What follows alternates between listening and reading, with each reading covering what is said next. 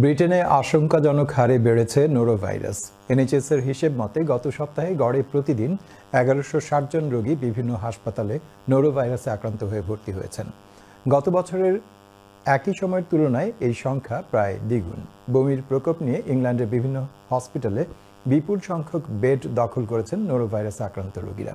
এমনিতে রোগীর আসন সংকটে থাকা হাসপাতালগুলোতে এই রোগ চাপ আরও বাড়িয়ে দিয়েছে।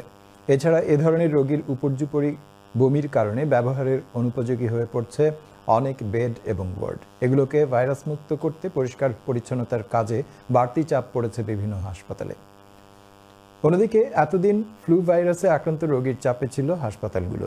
ফ্লু রোগীর চাপ কিছুটা কমতে না কমতে যোগ হলো নোরোভাইরাস। এনএইচএসের medical director professor sir Stephen Powis বলেছেন, নোরোভাইরাসে আক্রান্ত রোগীর হার অন্য যে কোনো সময়ের চেয়ে বেশি বেড়েছে।